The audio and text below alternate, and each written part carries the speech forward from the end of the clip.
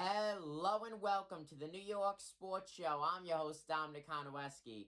We have SK Light driver Norm Sears on. Norm, hello and welcome to the New York Sports Show. Oh, thanks for having me. Appreciate it. Yeah, thank you for being on here, folks. It is an honor to have Norm on. Now, Norm, the 2021 Stafford Motor Speedway season is just right around the corner, coming up at the end of April. How are you doing in this off season? Pretty good. The car's been done for probably a couple months now. We're just, fine tuning a few things, getting ready to go do some testing soon. Well, that's very good to hear. Now, you said it's been done for a couple months now. Is that, would you say, being ahead of schedule, or is that how you normally walk things? Yeah, I would say ahead of schedule. We're pretty good at. We start usually 2 weeks after the fall final. We start stripping stuff down, send the motor out, go through everything, fix all the little things that were, beaten, banged up, and start putting it back together so we have, I guess, more time to fine tune, if you want to call it that. But Yeah. we try to start right away. Well, that's very cool to hear. Now, what are your goals for this 2021 racing season? I guess the goal is to win races. I've been pretty accustomed to winning a lot of races, so it's hard when you move up into a different division, and moving from fendered cars to open wheel cars is a big learning curve for me. But we've learned a lot, and we have the help of Chassis Pro giving us a lot of insight, and my car owner, Art Salvi. So we're slowly gaining on it. I didn't win my first race till about 3 years into my career, 3 or 4 years. But I guess I'm on track right now in an SK Light. It's been 3 years, so hopefully this year we'll pull off a victory. Yeah, hopefully. And I gotta say, 2020, that was a queer year for you. 3 top 5s and 7 top 10s. How would you describe your 2020 season? It was phenomenal, to say the least. Learning these cars are so hard. There's so much to do on them, and when those cars are on, they are on.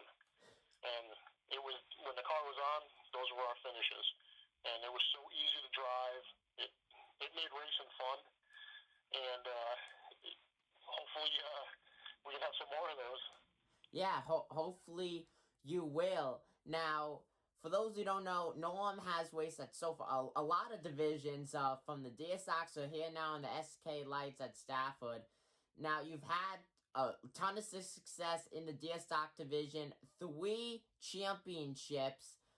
Take us back to that. You won back-to-back-to-back championships, which is just absolutely amazing. Yeah, in 2006 was we'll back it up a little bit. I guess in 1998 I started racing, and I built a car that was stick welded together, and knew nothing about racing, and a lot of people helped me out. And fast forward a little bit to 2006, I was offered a ride in a dare stock where that was kind of unheard of at the time, and we went out and won the championship. Yeah, which is A little bit later on that year, the car owner at the time decided he wasn't sure what he wanted to do. A friend of mine, Kevin Gambacorda, gave me a number to Barry Fluckinger, and we put a deal together to run 2007, and we built the car in 90 days, and we finished last, the Spring Sizzler, in 2007. Very disappointing, but we went and worked real hard all year, and came out the champions again. 2008, came back back again with the same team, same crew, new sponsors, and won the championship for the third time in a row. Wow. Yeah. That I believe is. there's only 3 of us that have ever did that. The first one being Phil Rondo in a late model. The second one was I believe Ryan Pasacco and myself. So to win 3 championships and to be up there with those guys, it's a pretty good feeling to have in your resume.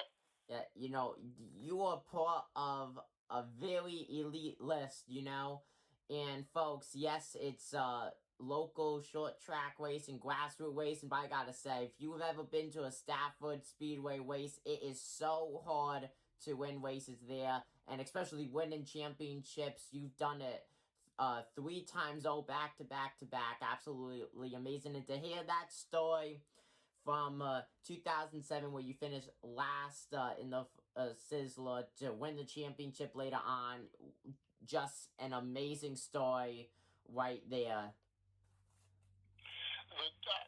I guess what would be even still more amazing, and I did it when back in the days when we ran, we could only win 2 races a year. There was a rule in place that you could only win 2 races. So I had to run second, third, fourth, or fifth every week just to finish up front so I could keep my points. And that was harder to do than trying to win a race. Yeah, I couldn't imagine what that must be like, because you got to keep your position, and you also got to remember, if you have already 2 wins on the season, that you can't win anymore. Well, 2008, we ran, and the spring sizzle got canceled because of rain. So they postponed it for a week. I think we went back in May, second week of May, I believe. And we ran. It was a Friday night show. It rained again, so we had to go out, and we were the first feature, like at 8 o'clock at night. Wow. So I went out. I won that race. So the first race out of the box, I win it. The following week, I come back, I win it again. So I won the first 2 races of 2008, and I couldn't come back. I couldn't finish up front anymore.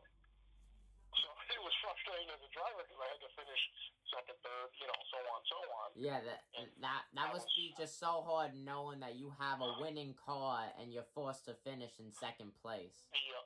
So the goal was just to finish the races every week. We did. I think we won the championship by 20 points or whatever. It wasn't that much, but the highlight of that year was I started dead last in the Paradisca Musca Shootout. It was a winners only race at the end of the year, and it was 14 cars in the class. I started dead last, and I won that 8-lap race starting dead last. Wow, that is very impressive, and it just goes to show just the amount of talent that you have. It was a lot of fun driving those standard cars. I miss them, but do you think that you will ever go back to the deer stock division now the street stocks? If the opportunity came up, yeah, I would go back and try to give some of these young kids a run for their money. But as a kid sitting in the grandstands, back in the '80s, watching the modifieds and the SKs run, sitting there going, man, I want to do that someday. And then to be able to drive a modified type car is just the greatest feeling in the world. And for us old guys now, it's an adrenaline rush. There's a few of us that have been racing a long time, and it is just the greatest feeling in the world. Yeah, I can't imagine what it must be like to strap behind the wheel a week in and week out. That must just be an amazing feeling. Now, like I said, you raced in a handful of divisions. Which division do you feel like has been the hardest for you to really drive in a car handling wise? That kind of surprised you. I would say the SK Light. The car is so sensitive. It's basically a go-kart on steroids. And when I ran the dare stock, we called it it was an unlocked rear end, so it was only a one wheel spinning the tires. So you could smash the throttle, make the car turn with the gas. When I went to the limited late models, we had big motors, with unlocked rear ends. You made the car turn with motor. You know, you step on the gas and you made the car turn. The modified, the first time I drove it, we went and tested the car at Thompson. The first year we got the car that I'm currently driving, and the thing was darty. And what I mean by darty is you touch the wheel and the thing would move left or right. Oof. And I said to Todd Owen at the time, I'm like, this thing's darty. He goes, yeah, it's a race car. I went, wow. It's so sensitive. So, you know, you turn the wheel an inch, the car turns. It goes where you turn the wheel. And with a fendered car, you have a lot of slop in the steering wheel. So it's hard. You got to be so smooth, and in these cars, it's hard to do that because I'm so used to just smashing the gas and turning the wheel. Yeah, that must have been a very big learning curve, and I can't imagine what that must have been like, because you're so used to racing one way, you had to change really the whole way that you went into the each feature and heat. Yeah, because you know, I never drove go-karts. I didn't start racing until I was 26 years old. So I had no go-kart racing, no nothing. I was like, I just threw myself into it, and then when you get into one of these cars, I'll tell you, it's an adrenaline rush, and I get out of the car smiling, you know, ear to ear, because, you know, even if we finish last, I still have fun. It's a blast. You know, as long as you're having fun, I feel like that's the biggest thing. Now, one race last year on the coming onto the final lap, your car actually went sideways on the wall. You went surfing on the wall, came back down, and still finished inside the top 10 after that. Can you take us through that? Yeah, we had a really fast car then. I think I started 9th or 10th that night, and I came through the field. The car was really good, and I think we had a restart with, you know, 2 or 3 to go, and we were racing hard, and I had a run on the outside, and the 10 car just moved up. I don't think he knew I was there, and I wasn't lifting, and it rode the wall down the backstretch, and I never lifted. We landed it. It landed, and when I looked over the right front, the tire was still up, and I kept my foot buried into it, and we finished third. Wow, you know, what a crazy race that was, you know, and the fact that the car still stayed intact and the wheel didn't go out or anything with a tire failure, that was just goes to show you just how much the equipment has changed and how more safe the cars have gotten, because the modifieds flip over very easily. Yeah, the only thing that we found afterwards was we stretched out the upper control arm bolts. And, you know, we bent a Nerf bar and bent some wheels, but other than that, I was really surprised that I didn't tear the right front off when I hit the wall. You know, these cars are so strong now, and they're built so safe that it's unbelievable. Yeah, it really is. Now, your nickname, Stormin' Norman. Where did you get that from? I don't know. I think I guess over the years people just started calling me that because I'd have to start in the back all the time.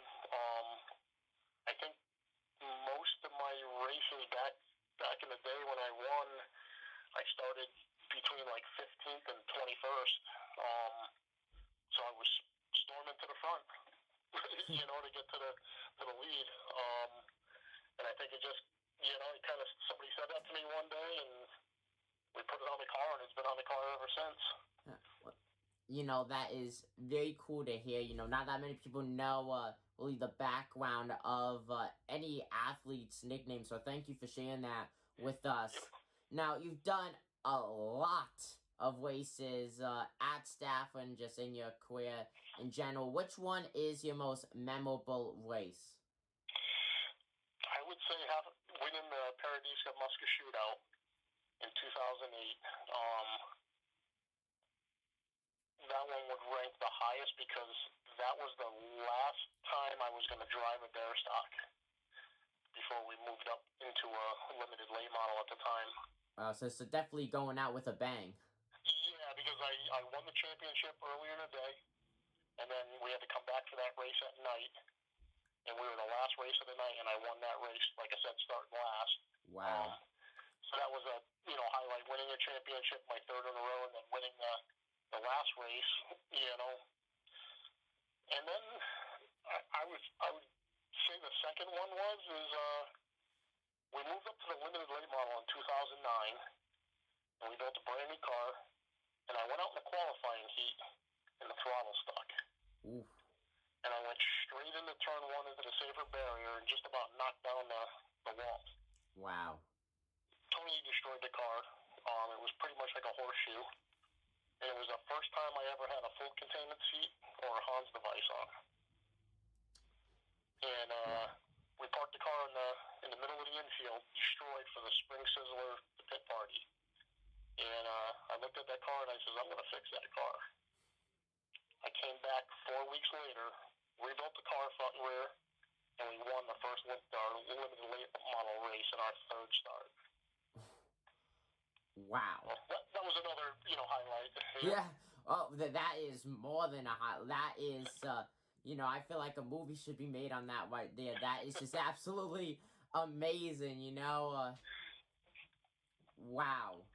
Yeah, I think we made That's impressive. The cover of the Hartford Current or something, the sports page of the Hartford Current that weekend.